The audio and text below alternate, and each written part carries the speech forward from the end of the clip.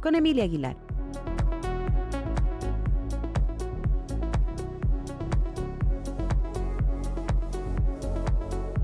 Bien, estamos listos para nuestra primera conversación aquí en Todo Tiene Su Ciencia, en cooperativaciencia.cl. Vamos a hablar de una expedición que estuvo a cargo de Filantropía Cortés Solari, que se hizo en aguas de la reserva Melimoyu y que detectó, fíjate, una preocupante expansión de una especie invasora que es originaria del hemisferio norte y que está ocupando una fracción significativa del sustrato bentónico, desplazando especies nativas, algo que es muy complejo y afectando, por cierto, recursos pesqueros clave. ¿De qué se trata todo esto? Bueno, es precisamente lo que queremos conversar con Alejandro Pérez, que es investigador de la Universidad Católica, es asesor de Filantropía Cortés Solari y es líder además de esta expedición que reveló esta amenaza. Así que ya está en línea con nosotros y lo saludamos. Alejandro, ¿qué tal? Bienvenido. Hola, ¿cómo estás? ¿Me escuchas bien?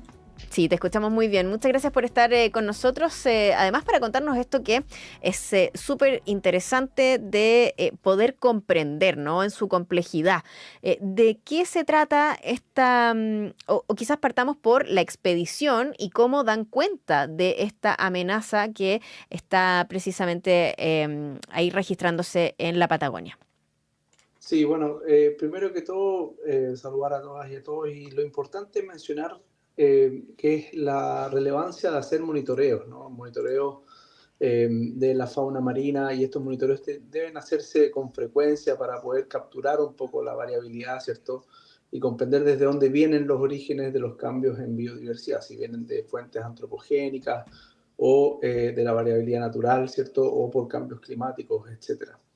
Entonces, esta es una anémona en sinfín, ¿cierto?, que se ha encontrado y se ha reportado desde el año 2005 en la Patagonia Centro, después en la Patagonia Norte prácticamente en 2011, por otros colegas que han tenido bastante experiencia, ¿cierto?, en esta zona. Y nosotros en el canal de Melimoyo, perdón, ahí se me cae el teléfono, la encontramos básicamente en una restringida entre los primeros metros de profundidad, ¿no? Una especie bien oportunista, de acuerdo a lo que nosotros hemos podido comprender de esta especie, y se encuentra no más allá de los 15 metros de profundidad.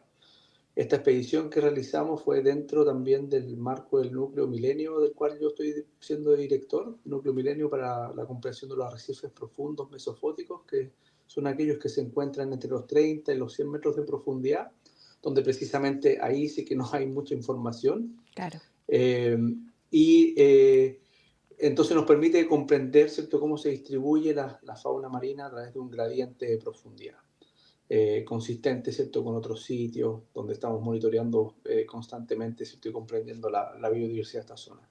Entonces, esta anémona cubre en algunos casos el 100%, como bien decías en la introducción, del sustrato rocoso, y eso hace que compita con especies nativas, ¿cierto?, compita con especies de interés comercial, y reduzca así la biodiversidad a escala local, ¿cierto? Y no sabemos bien cuáles las implicancias más a escalas regionales, ¿cierto?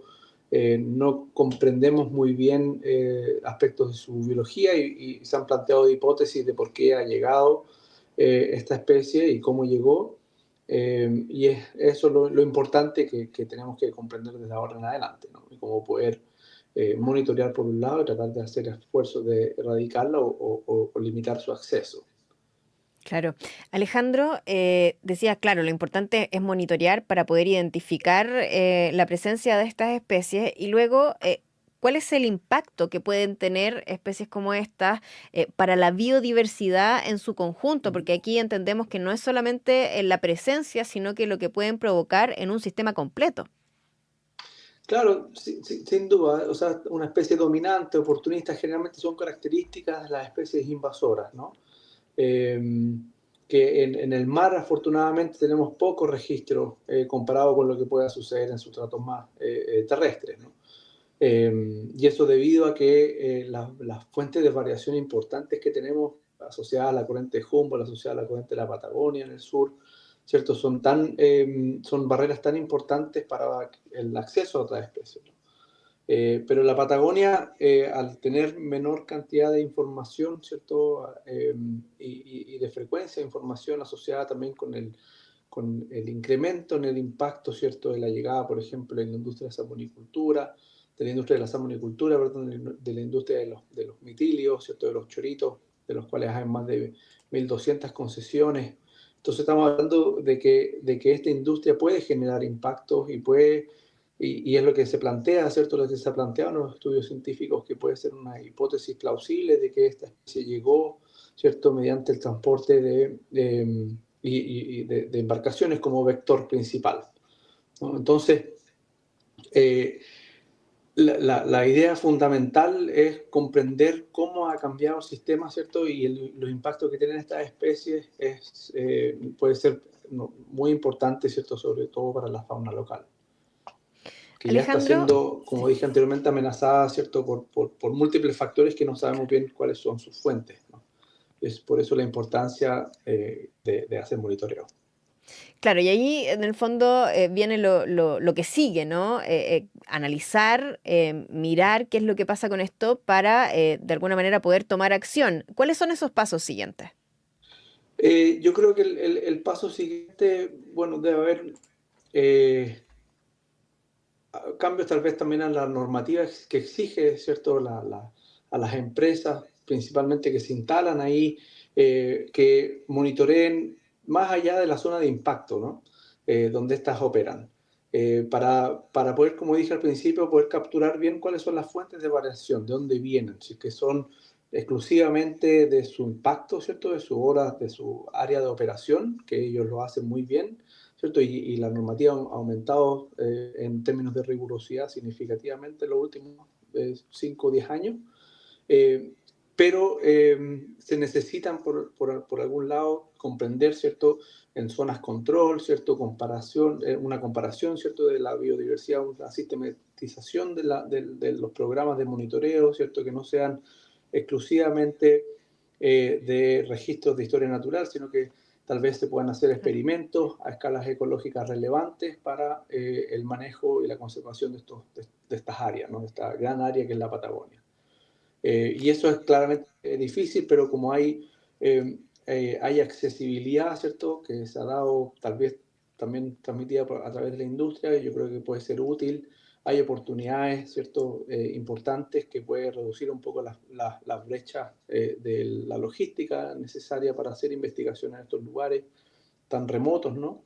Mm. Y yo creo que de esa forma se puede ir armonizando mejor, ¿cierto?, la relación entre la industria, ¿cierto?, tanto de la acuicultura, ¿cierto?, asociada con especies no nativas y nativas como las que están allá, y también la armonización de la biodiversidad, que es tan importante, ¿cierto?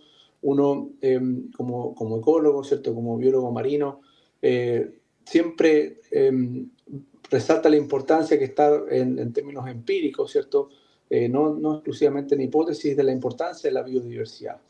La mayoría de los ecosistemas con una mayor cantidad de especies son más resilientes, ¿no? Entonces ofrecen también mejores servicios ecosistémicos, son más resilientes, como decía anteriormente, al cambio climático, más resilientes a impactos de diversa índole. Eso está reportado en diversos estudios, ¿no?, a lo largo de estos últimos 30, 50 años. Entonces, la biodiversidad como tal debe capturarse de esa forma, ¿no?, a través de los distintos niveles, desde genes hasta ecosistemas, traspasando ciertas múltiples especies, ¿no?, que generan un rol básicamente en un ecosistema. Entonces, esa es la fuente importante de por qué tenemos que proteger la biodiversidad, porque nos ayuda, ¿cierto?, a nosotros como humanos, ¿cierto?, ecosistemas que tienen, que son diversos, son biodiversos, sostienen cierto impacto, son más resistentes, ¿cierto? Son más estables en el tiempo en general, y eso es porque ofrecen, sin duda, dentro de su ecosistema hay interacciones mucho más, se ven mucho más fortalecidas por la diversidad. Entonces, por eso es importante tener buenos registros, ¿cierto?, de nuestra diversidad, y cuáles son las importancias de las especies dentro de estos ecosistemas. Ahí está la conversación con Alejandro Pérez, que es investigador de la Universidad Católica, que es además asesor de la filantropía de Cortés Solari y líder de esta expedición que reveló esta anémona invasora que se expande en la Patagonia y que eventualmente también es una amenaza para la biodiversidad de la zona. Alejandro, muchas gracias por esta conversación. Gracias a ti. Que Que estés esté muy muy bien. bien. Chao, chao. Chao, chao.